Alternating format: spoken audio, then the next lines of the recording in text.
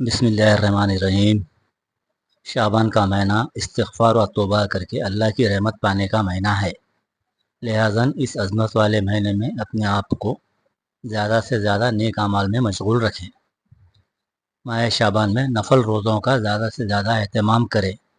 ہمارے نبی صلی اللہ علیہ وسلم شعبان کا پورا مہینہ روزہ رکھتے تھے۔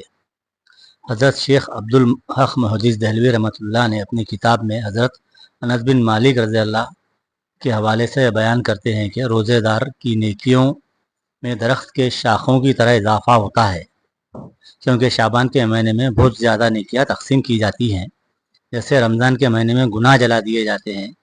اسی وجہ سے اس ماہ کو شعبان کہتے ہیں۔ شعبان کے لفظی معنی شاخ در شاخ کے ہیں۔ اس مہینے میں خیر و برکت کی شاخیں پھوٹتی ہیں اور روزے دار کی نیکیوں میں درخت کی شاخوں کی طرح اضافہ ہوتا ہے۔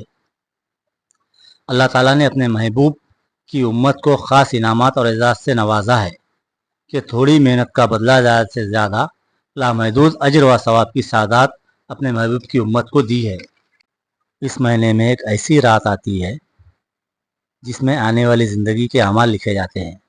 گزشتہ سال کے سارے کام اللہ تعالیٰ کے سامنے پیش ہوتے ہیں۔ رسول اللہ صلی اللہ علیہ وسلم کا فرمان ہے، شعبان میرا مہینہ ہے۔ شعبان کی اہمیت نسبت رسول اللہ صلی اللہ علیہ وسلم سے ملنے کی وجہ سے مزید بڑھ جاتی ہے۔ اس لیے شعبان کے مہینے میں اپنے آپ کو برائیوں سے محفوظ رکھیں اور جتنا زیادہ ہو سکے نیک کاموں میں مشغول کر لیں۔ اللہ ہم سب کو شعبان کی برکتوں سے نوازے، آمین۔